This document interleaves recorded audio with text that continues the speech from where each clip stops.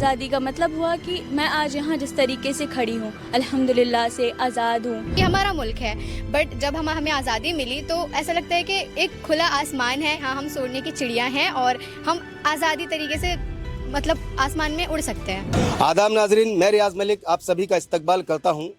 आज मेरे साथ कुछ स्टूडेंट्स मौजूद हैं, इनसे जानेंगे कि आज़ादी का मतलब क्या है, खुली हवा में सांस लेने का मतलब क्या है, इनके दिलों में मुल्क के लिए किस हद तक मोहब्बत है और साथ ही साथ अपने मुल्क के मुस्तकबिल को ये किस नज़र से देखते हैं। मेरा नाम अरीबा सुहेल है और मैं बिहार से हूँ। सबसे पहले आज़ादी का मतलब अगर मैं अपने मायने में बताऊँ तो आज़ादी का मतलब हुआ कि मैं आज यहाँ जिस तरीके से खड़ी हूँ, अल्हम्दुलिल्लाह से आज़ाद हूँ। एजुकेशन बहुत ही अच्छी एजुकेशन ले रही हूँ माशाल्लाह से, शाहीन एकेडमी जैसे बहुत ही प्यारी जगह पे, जहाँ का माहौल इतना प्यारा है। हमारा यहाँ पे ना सिर्फ पढ़ाई के अलावा हमारे कल्चरल भी बहुत ही ज़्यादा कल्चर को इम्पोर्टेंस दी जाती है। अच्छा, मैं एक चीज़ और आपसे जानना चाहूँगा, खुली हवा में सांस लेने का क्या मतलब होता है? खुली हवा में सांस लेने का मतलब अगर मैं अपने हिसाब से बताऊं तो आज मैं एक आज़ाद हूँ, यहाँ पे खड़ी हूँ, मैं पढ़ रही हूँ, क्योंकि बहुत सी जगह पे जहाँ लड़कियों को पढ़ने की परमिशन ही नहीं मिलती, बहुत सी लड़कियों को जो पढ़ना चाहती हैं उन्हें रोक दिया जाता है, उन्हें घरों में बंद कर दिया जाता है। वहाँ पे मैं आज यहाँ दिल्ली में शाहीन एकेडमी जैसे बहुत ही बेहतरीन एकेडमी में पढ़ रही हूँ और आज़ाद हूँ। मुझ पे कोई प्रेशर नहीं है कि तुम्हें पढ़ाई नहीं करनी है, कोई भी चीज़ नहीं। आज़ादी का मतलब तो यही होता है कि अभी से जो मतलब पुराने ज़माने के जो लोग थे हमारे हिंदुस्तान में, वो था कि उनके ऊपर बहुत ज़्यादा प्रेशर था। दूसरे लोग जो थे उन पर राज किया करते थे, उनकी जी अंग्रेज़ ने और भी बहुत सारे लोग होते हैं जिन्होंने मतलब हमारे मुसलमानों को या फिर हिंदुस्तान की जितनी भी पॉपुलेशन थी उनको जो है तकलीफ़ पहुंचाई। तो उस टाइम पे ये था कि उनकी डोमिनेंसी थी और हमारी मतलब कोई नहीं थी, हम रेसेसिव बन के रहते थे अपने ही मुल्क में, जबकि ये हमारा मुल्क है। बट जब हमें आज़ादी मिली तो ऐसा लगता है कि एक खुला आसमान है, जैसे क्या कहते हैं, सोने की चिड़िया कहा जाता है हिंदुस्तान को।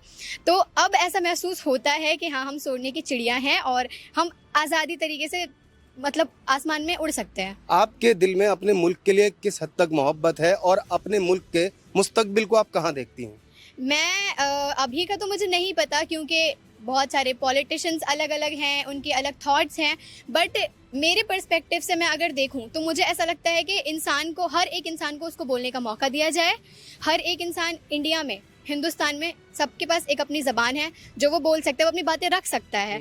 ठीक है, तो अगर मैं बोलूँ कि फ्यूचर अगर देखना है मुझे हिंदुस्तान में, तो मैं चाहती हूँ कि every person has to be well educated, क्योंकि आज के दौर में पढ़ाई बहुत ज़्यादा इंपॉर्टेंट है।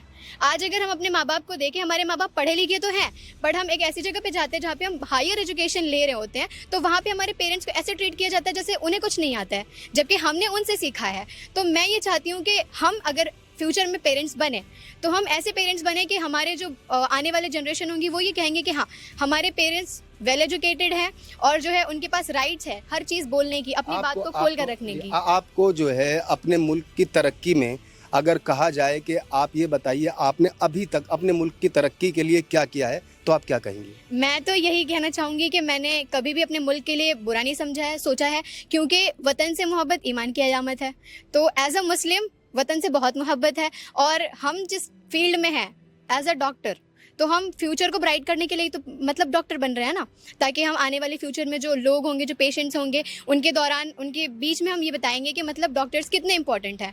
और इंडिया में डॉक्टर्स की रेट बहुत ज़्यादा कम है, तो मैं ये चाहूँगी कि फ्यूचर में डॉक्टर्स की रेट ज़्यादा रहे और डॉक्टर के अंदर इंसानियत भरी पड़ी हो। आपसे मैं जानना चाहूँगा कि आप आज खुली हवा में सांस ले रही हैं, अब से 10 साल बाद अपने आप को आप कहाँ देखती हैं? अस्सलाम वालेकुम।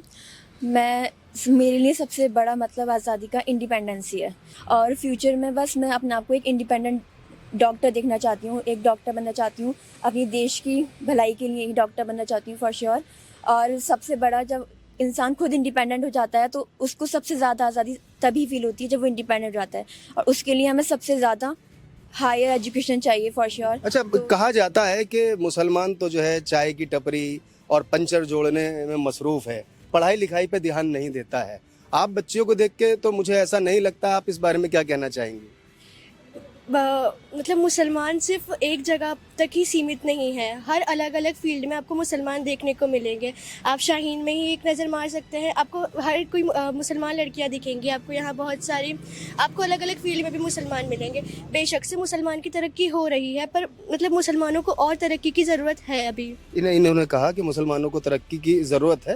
ये बहुत छोटी उम्र की बच्ची हैं और इनका विजन, इनका मिशन आप अंदाज़ा लगा सकते हैं कि कितना ब्राइट है और बहुत क्लियर है अपने कॉन्सेप्ट को लेकर। और ऐसा भी नहीं है कि ये चाय की टपरी वाले हैं और ऐसा भी नहीं है कि ये मुल्क की तरक्की में कोई नुमाया रोल अदा नहीं करना चाहते, बल्कि बहुत ज़्यादा कोशा हैं। कोरोना का दौर इन लोगों ने देखा है और एक बहुत बड़ी परेशानी आप लोगों ने देखी है। तो आपको क्या लगता है कि आप अब आगे जाके डॉक्टर बनना चाहेंगे?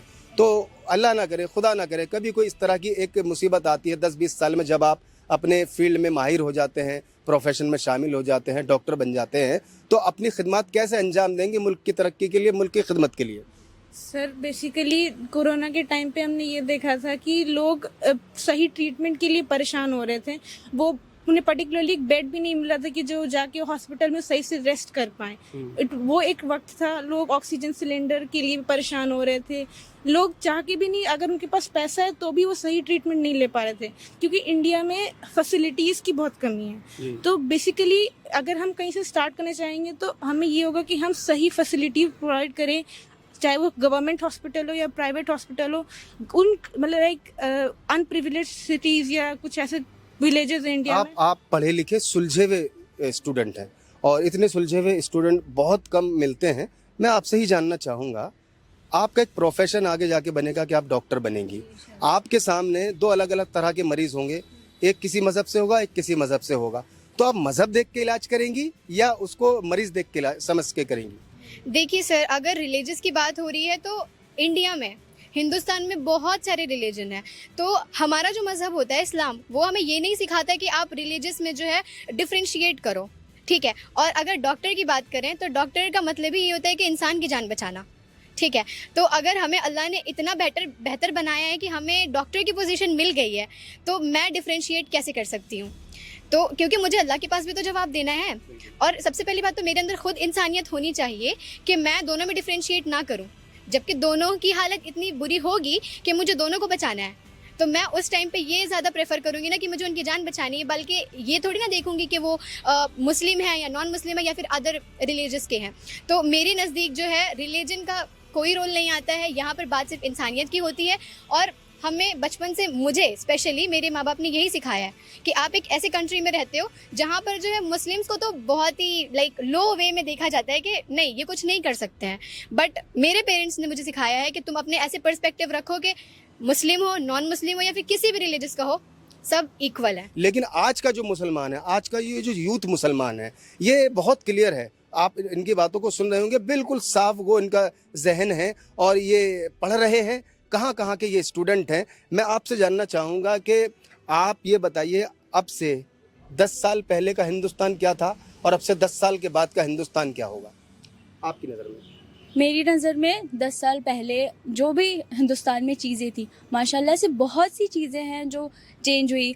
पहले के ज़माने में ख़ास करके जो लड़कियों के लिए था, तो पहले के लोग ये बिलीव करते थे कि लड़कियों को पढ़ाना या फिर उन्हें खुले माहौल में भेजना ये गलत चीज़ है। वो कई बार तो लड़कियों को, जिन्हें बहुत ही ज़्यादा ख्वाहिश थी, जो बहुत ही कैपेबल थे, उन्हें उनकी शादियाँ करा देते थे, उन्हें घर बिठा देंगे। ये चीज़ उस हिसाब से अगर देखें तो आज 2026 में बहुत से लोग हैं, हमारे पेरेंट्स, जिन्होंने हमें यहाँ पे एक ट्रस्टिंग एकेडमी में भेजा है। बहुत ही अच्छा। मतलब इनका कहना यह है कि 10 साल के अंदर इतना माहौल तो बदल गया है कि वालिदैन अपनी बच्चियों को घर से बाहर निकाल कर तालीम हासिल करने के लिए भेज रहे हैं और साथ ही साथ जो है भरोसा कर रहे हैं मुल्क पर, मुल्क के लोगों पर और मुल्क के इंफ्रास्ट्रक्चर पर।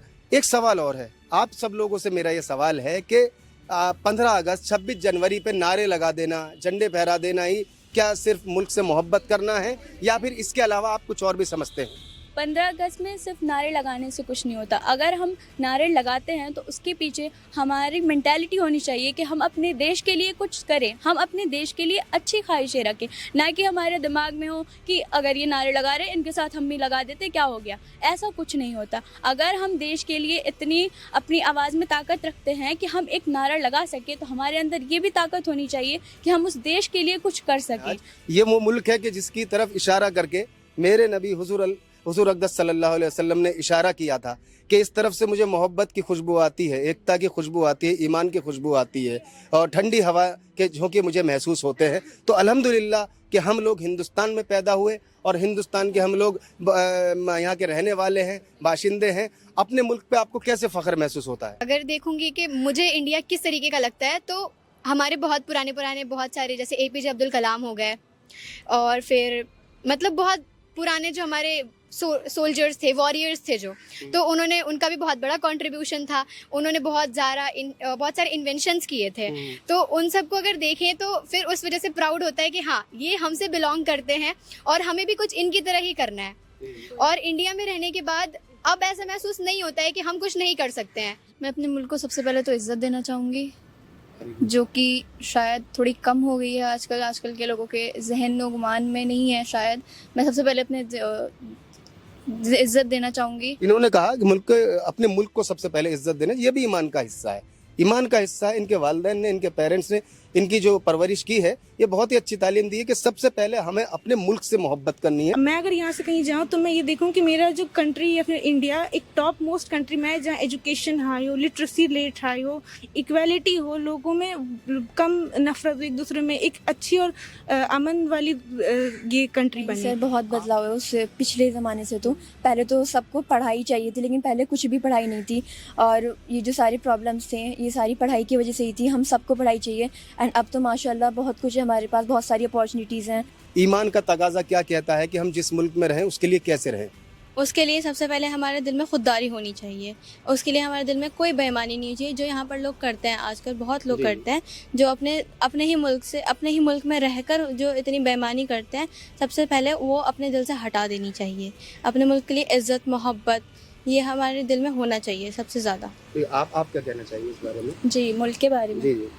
हमारे मुल्क में अगर हम रह रहे हैं तो सबसे पहले है कि हम अपने मुल्क की इज़्ज़त करें और मुल्क से मोहब्बत करें, क्योंकि बिना मोहब्बत से और इज़्ज़त से हम रहते तो हम बहुत सी जगहों में हैं, लेकिन उस जगह पे, जिस जगह पे हम रह रहे हैं, वहाँ मोहब्बत और इज़्ज़त होनी बहुत ज़रूरी है। हम किस जगह पे रह रहे हैं, उसकी किस तरह से हम उस जगह को और अच्छा बना सकते हैं, उस माहौल को किस तरह से और बेटर बना सकते हैं, मैं इस चीज़ पे बिलीव करती हूँ। ऐसा नहीं है कि अगर मैं यहाँ रह रही हूँ और मैं चाहूँ कि मैं यहाँ आज पढ़ रही हूँ, कल को मैं वहाँ कहीं और जाके शिफ्ट हो जाऊँगी। बहुत से लोग ऐसा करते हैं कि पढ़ते कहीं और है और शिफ्ट हो जाते हैं। मतलब आपके कहने का मतलब है कि मुल्क की तरक्की के लिए आप यहीं रहकर आप तरक्की करना चाहेंगे? जी, मोहब्बत होना बहुत ज़रूरी है। एक सवाल, ज़रा ज़रूरी सवाल है ये, इस सवाल को बहुत हमें जहन से सुनना है और इस सवाल का जवाब बड़ी जिम्मेदारी से देना है। आप लोग यहाँ तक पढ़ने के लिए आए, मुस्तकबिल है हिंदुस्तान का। आपको पढ़ाई से रोकने के लिए क्या गवर्नमेंट ऑफ इंडिया ने रोका, किसी सियासी पार्टी ने रोका, आपके किसी पड़ोसी ने रोका, या किसी दूसरे मजहब के इंसान ने आपको पकड़ के रोका, नहीं हम आपको पढ़ने नहीं देंगे? नहीं, असल में देखा जाए तो एजुकेशन के लिए तो कभी कोई नहीं रोकता है। अगर इंसान कहीं पे लैग कर रहा है, अगर उसके मार्क्स नहीं आ रहे हैं या फिर वो कमज़ोर है, तो वो उसकी अपनी ओन होती, अंदर की चीज़ें होती हैं, वो किसी और की वजह से नहीं होता है। हाँ, मुझे नहीं पता कि इंडिया में क्या हो रहा है क्या नहीं हो रहा है। हो सकता है कि कहीं एजुकेशन को रोक दिया जाए, बिकॉज ये हुआ था कि पर्दे की वजह से एजुकेशन को रोक दिया गया था कि हाँ, आप पर्दा लगाएंगी तो अलाउड होगा, अदरवाइज नहीं होगा। तो यहाँ पर तो ऐसा नहीं है। तो मेरे एक्सपीरियंस में तो मैंने ये नहीं देखा कि एजुकेशन को रोक दिया जाए। ना मैंने मुस्लिम्स में देखा, ना नॉन मुस्लिम्स में देखा, क्योंकि एजुकेशन ही जो है प्राइमरी सोर्स है डेवलपमेंट का। तो अगर वेल डेवलप्ड इंडिया को देखना है तो of course we have to be well educated. है कि हम हमारे मुल्क में कंट्रीब्यूशन करने के लिए ही पढ़ाई करते हैं, ताकि हम आगे जाके हमारा जो पढ़ाई का जो सोर्सेस है, हम जो एजुकेशन करते हैं, जो हम एजुकेशन लेते हैं, हम जो डिग्री लेते हैं, जिस पोस्ट पर हम जाते हैं, वो आगे जाके हमारे मुल्क की तरक्की के लिए ही हेल्प करता है। वो अगर हम डॉक्टर बने हैं तो वो डॉक्टर की जो डिग्री है हमारी, वो आगे जाके हमारे मुल्क की तरक्की के लिए ही हेल्प करेगी। वो आगे हम लोगों की मदद कर सकेंगे, जो हमारी जो देश में जो प्रॉब्लम्स है कि हेल्थ प्रॉब्लम्स बहुत सारी हैं, उन हेल्थ प्रॉब्लम्स को सॉल्व करने की कोशिश करेंगे हम। और आगे इंशाल्लाह कोशिश करेंगे कि जो हमारी जो एजुकेशन सिस्टम है वो अभी माशाल्लाह से बहुत अच्छा है, आगे और कोशिश करेंगे कि वो और अच्छा हो जाए। माशाल्लाह हेल्थ सिस्टम भी अभी अच्छा है, मतलब बेहतर नहीं कह सकते पर अच्छा है। हम आगे और कोशिश करेंगे कि हम एज ए डॉक्टर हम कोशिश करेंगे कि हम हमारे हेल्थ सिस्टम को बहुत अच्छा करें। बहुत ही अच्छा, बहुत ही अच्छा। आपने सुना, ये बच्चे यहाँ मेरे साथ हैं, गर्मी में हैं, और ये भी एक मुल्क की तरक्की में काम है कि अपने ख़यालात, अपनी फीलिंग्स आपसे शेयर किए जा रहे हैं कि बच्चे जो है, ये नौजवान जो नस्ल है, अपने मुल्क की तरक्की के लिए, आगे इस मुल्क से मोहब्बत करने के लिए किस तरह से सोचती है, किस तरह से इनके एक के भी जहन में इस तरह की बात मुझे नज़र नहीं आई कि कहीं कोई तशवीश हो। बहुत कॉन्सेप्ट इनका क्लियर है, मुल्क को तरक्की भी देना चाहते हैं और साथ ही साथ अपने मुल्क से मोहब्बत भी करते हैं।